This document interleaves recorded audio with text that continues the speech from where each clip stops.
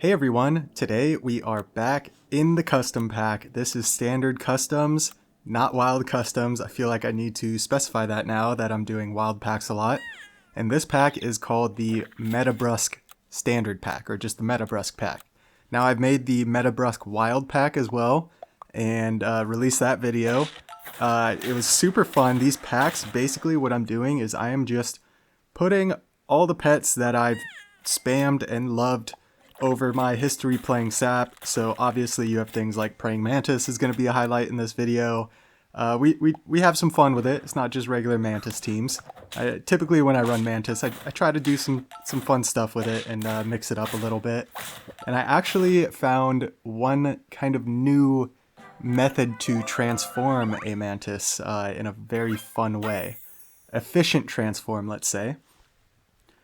And what I want to do kind of during this commentary, we have a long video commentary planned. I think like 27 plus minutes or so, which is, I seem to be doing more and more commentary every video, which is fine. I'm loving it. I have the time right now, so it's great.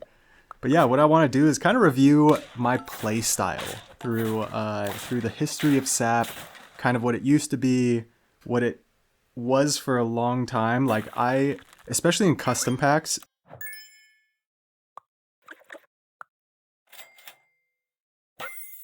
sorry, had a quick sneeze there.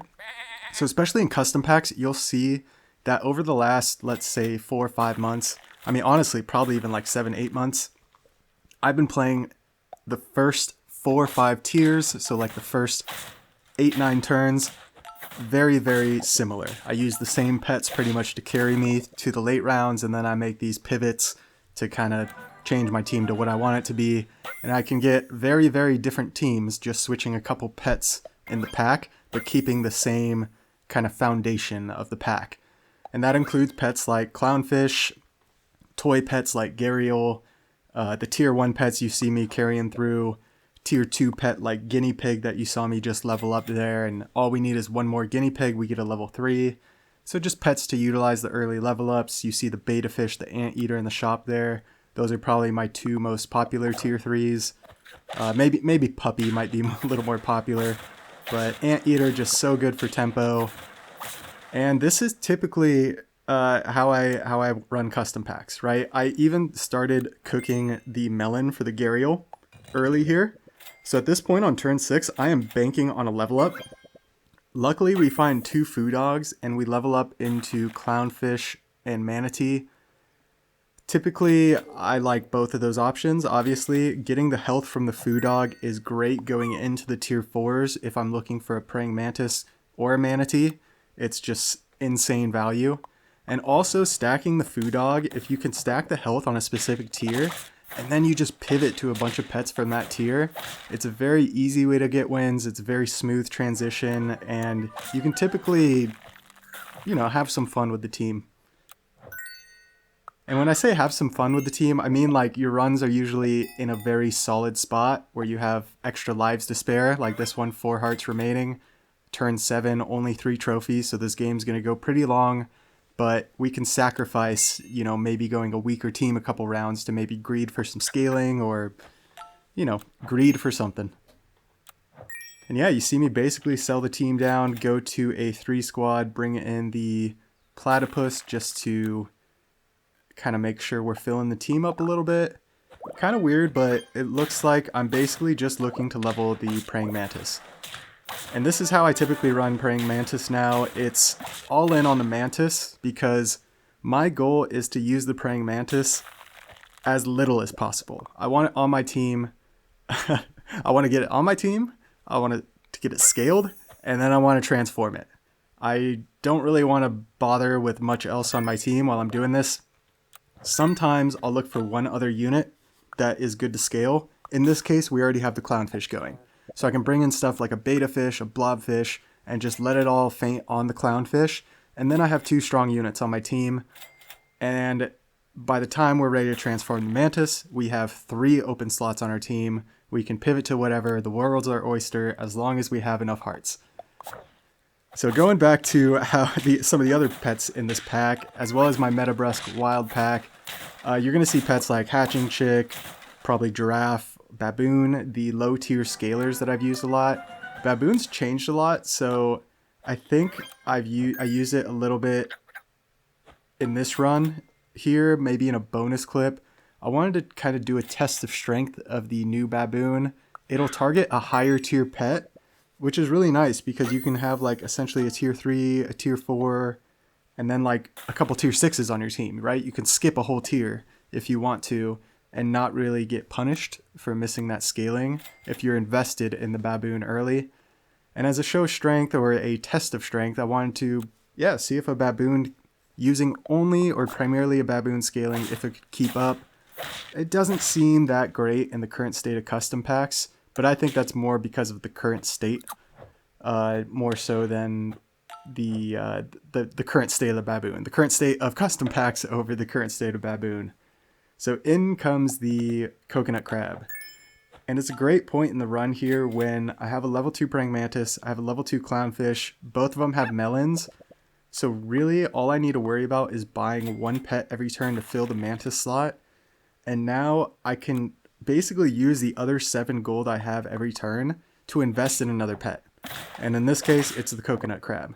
So something I like doing in setting up a Mantis team is basically finding a tier 6 as quick as possible and then funneling all of your resources to that tier 6. So you're going to see 7 gold a turn basically used to try to feed this Coconut Crab, try to get it going. And it looks like just like that, we're going to have a 2.33 Coconut Crab, which is pretty interesting. Shout out the yellow boxfish. I put the yellow boxfish in here just to get some wild card factor in there. It's been a theme in my packs where I look to transform pets. I always throw a boxfish in there for a wild card. And it almost certainly will end or kill a run. Because I run these scaling runs and you get a boxfish and then it's going to take your 50-50 units, make them 20-20s. And then the enemy team that actually has abilities, instead of just scaling, will beat you very easily. It's pretty funny how it all works out. But yeah, we're getting to the meat and bones of this run here, if you will. Free lasagna, it's kind of perfect for the Coconut Crab, especially with all these foods here. Like, why not? Throw all the foods, roll once, buy a toy. It just all makes sense. And Conpito is sitting there, and we do decide to freeze it. So typically I wouldn't transform until the Mantis hits 50-50 or is very, very close. In this case, probably good enough. We have a level 2 Coconut Crab. We have 3 hearts remaining. We can do something with this, right?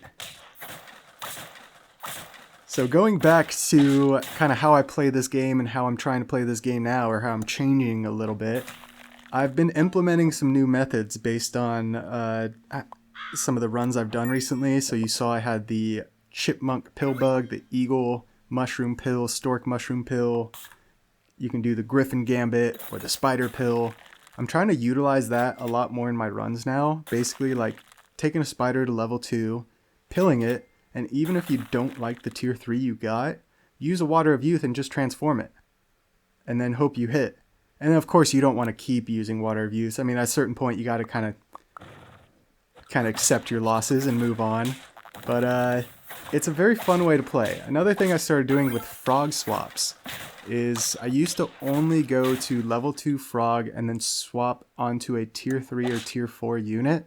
Typically, I would do a frog swap onto a clownfish because it's a 3-4 base stats, and a lot of times you have a unit on your team, like a level 2 tier 3, that's going to be, you know, probably double those stats. So it's just a nice, efficient frog swap. And here we go.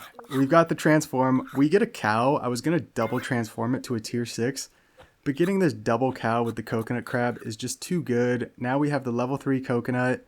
Actually froze a sheep in the shop to level up the sheep, which is completely wild. I mean, I don't know what we're doing there.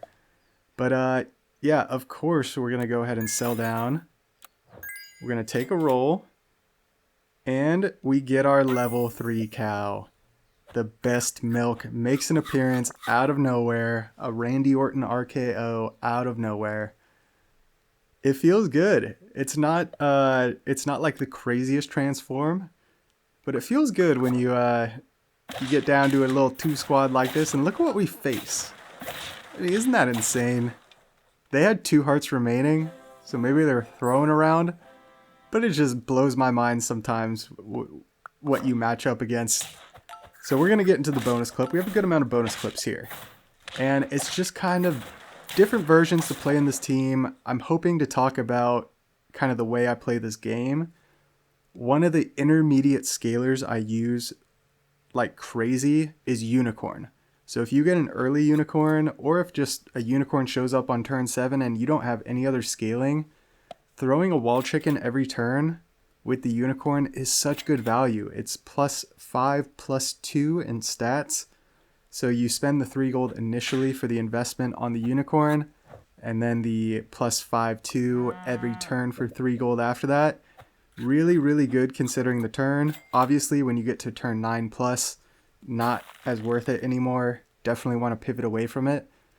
But using a Unicorn to buff something like a Badger in the early to mid game, I think is some of the best value you can get. That in combination with a Beta Fish, and you're going to guarantee you get that Badger to 25 attack. You get it to level 2 with 25 attack. That thing will be trading with 50/50s, no problem. Yeah, you're going to see the state of the custom pack here. So very, very interesting sequence of events.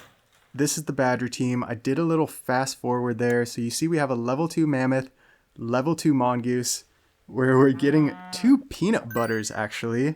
Peanut butter is something I've been trying to experiment with and basically get a strong showing with peanut butter, but I've had a lot of trouble with it. I tried to do like Seagull peanut butter shenanigans, and I just seem to struggle with any team I set up with it. It's quite unfortunate. I'm hoping maybe I'm just missing like a key ingredient. And yeah, you see this run here, level 2 Behemoth as well. It's pretty interesting how I have these like level 2 tier 6 pets and just my level 2 fat Badger. So it's like small pets in front, big pet in back. And it's a very, very easy win because of it. And hey, look at that. We matched up with Grounded. Thanks for the win, Grounded. And here is a bonus clip that I thought was hilarious. So you see here, it's turn 12. We have a 50/50 level 3 Praying Mantis. 9 trophies, 4 hearts remaining. So, I mean, honestly, very close to a flawless game. Pretty close to a perfect game. You have a 50/50 level 3 on turn 12. That's pretty nuts. Look at what we decided to do here. I have a level 2 Ammonite. I could easily pill this Ammonite and turn the Mantis as well as the Monkey into Mimic Octopi. Instead, for whatever reason, I decide to sell down to just 1 unit. So level 1 Ammonite would have been just fine if we're going to do what I think we're going to do. So we have a pill frozen in the shop. And sometimes I get in these runs, right? And the Mantis is so strong. We're on 9 trophies. I could roll for a Conpito, but it's like, you got to do something. So I wasn't going to just win with an Ammonite, a bunch of monkeys, and a Praying Mantis on my team, right? It's like, it's like, what would, it's like, yeah, you just feel so shameful sometimes. So as I'm killing time, getting these rolls done here, check this out. We pill it. Our level 3 Mantis is now a level 3 Mimic Octopus 50/50 with Melon. We have a Stinky Sock frozen. So my thought here is if we reduce the HP on the enemy, hopefully it can lead to favorable trades.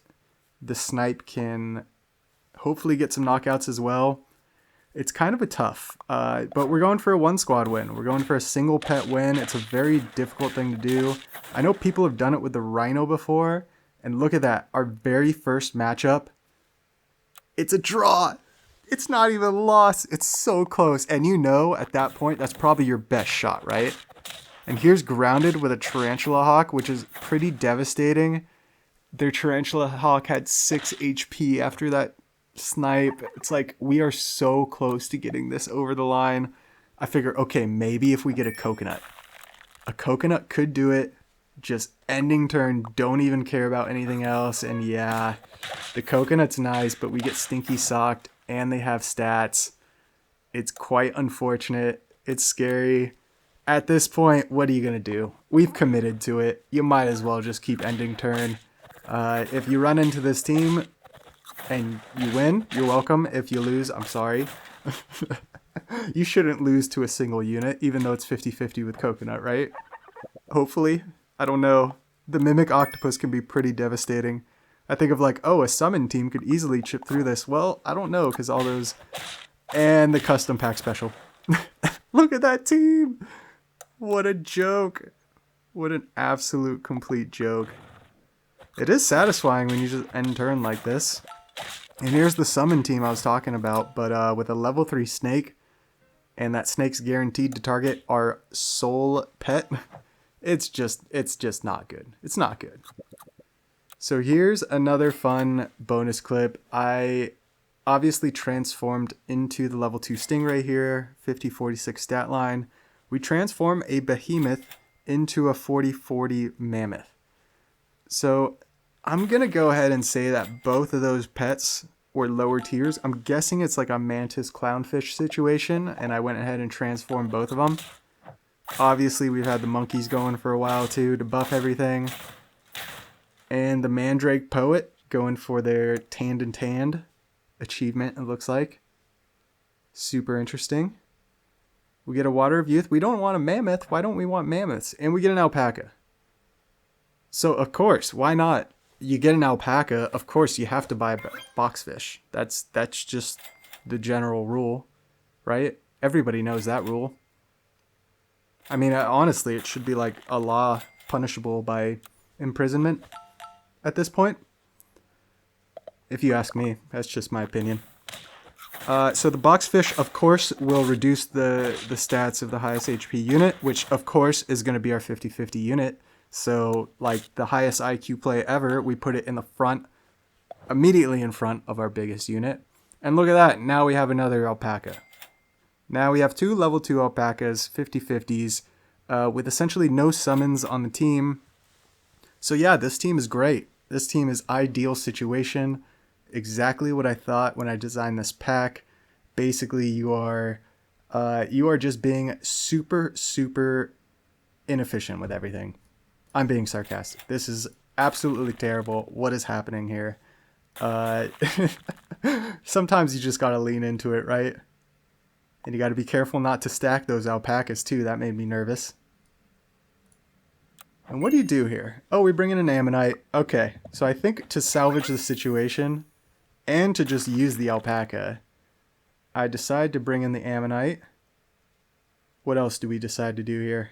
Are we buying alpaca or ammonite? We're buying ammonite. So just like that, we get a level 2 ammonites. And essentially this way we can transform our boxfish and hopefully win the game. I didn't realize this turn took so long when I was editing this together. I would have definitely sped this up or changed it around a bit. So let's take this opportunity to talk about channel memberships. They're now live. Okay, end of discussion. Don't want to talk about those too much. It's there if you want it. And look at that. It pays off. It actually pays off. We go again. This is a very fun fling team here with the Jackal. The Jackal is a really fun pet.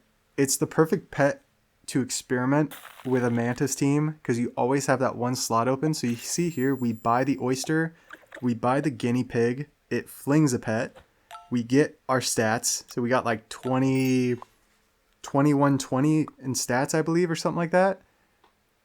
And then we go ahead and bring in a cat.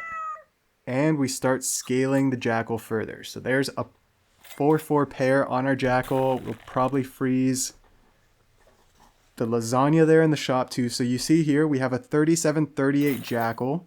And I got another Jackal to level 2. And my thought was, yeah, this is great. Now I can fling another pet and I can get this other Jackal scaled up. The only problem was I didn't consider that my big Jackal with stats was going to get reset to 26-26. It's like I just haven't used Jackal enough, or especially multiple Jackals. It makes sense if you're running multiple Jackals, just like don't scale the first one until you get both of them in there, and then you can scale them to the moon after. And it makes sense to go with the Mammoth. I wish at this point I would have put that other Jackal in. I guess I decided to take the level 2 Mammoth. Behemoth makes sense, self-scaling. Level 2 Mantis in the front there is almost 50-50 as well. So this team is basically ready to transform. Even the Jackals, once you get your stats on your Jackals, I'm ready to transform this whole team. And that's kind of the cool thing about running these also. So we basically spend 3 gold to fill the Mantis slot, and then we just look for Conpitos or Water of Youths. And the only problem with Water of Youth on the Mantis, it's happened so many times to me, but I refuse to change up. I pretty much always have Manatee in my Mantis packs, even though it doesn't make the most sense. And I've Water of Youth the Mantis so many times into a Manatee, and then it just starts hurting itself. It's kind of funny how it works out. But 50-50 Mantis, 30-30 Jackals. We need 2 wins. It's a level 3 and level 2 Winter Spirit team. I mean, that's crazy. That's got to be getting so much mana. The problem with that is the diminishing mana, right? You're losing half the mana every turn. So at a certain point, it's like the mana's not as valuable. Because typically the Winter Spirit is the most valuable or the most efficient if you rotate it around your team. So you're giving like 2 different units mana every turn. So then when they're getting when their mana is halved at the end of every or the start of every turn, you're essentially losing less mana.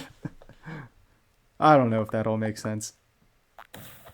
And at 9 trophies, we transform into a Croc. We face the dreaded Sea Anemone team, and we power through it.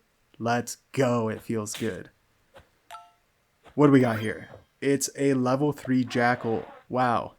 Very, very rare do I get a level 3 Jackal. We roll into a guinea pig perfectly, and just like that, the Jackal is the strongest unit on our team. As you know, in these runs, I've spent the whole game investing every single dime into the Praying Mantis. And just like that, the Jackal is bigger than him. It's honestly hilarious. The Jackal is such a good unit. Now, you see I have the Conpito frozen. We are just ready to transform. And I have the Behemoths frozen because we're going to transform the Mammoth, bring the Behemoth in. It's kind of just the perfect scenario to just like, you bring in the self-scalers and then you just keep transforming. So I don't have to I don't have to throw food to get stats or anything like that. I can just transform. And we get a level 3 Ammonite, which is very interesting. It's like you're kind of tempted to feint it, but it's the biggest unit on our team, so we can't really afford to do that. 1 heart remaining, so dire situation. Typically I'm buying a Stinky Sock or a Palm Tree or something to get a good in-battle toy. It's tough decisions. I want to bring in this Behemoth, but also want to Conpito, transform. And you see I take the coward's way out. We throw a chicken leg. And I'm freezing chicken legs because all I want to do is win. It's tough sometimes. You can tell the way I'm playing. It's like I just want to win, or I'm just like vibing out, don't really care if I lose, just kind of having fun with it. And man, the triple Mimic Octopus, even though they're not that big, is absolutely terrifying. Chicken leg goes out. Yep. So the other bonus clips that are going to come up, one of them, the last one with the music, is just kind of like more of a regular run in this pack. And I just wanted to show kind of some of the earlier turns as well, just in case you decide to play this pack. Just kind of showing the way I play it. And if you decide to jump in and play it, you find some other ways that are efficient to play it, that are different from what I do, let me know. And the Baku Nawa Leopard. I have a video coming up with the Baku Nawa. This pet is so broken. It is ridiculous.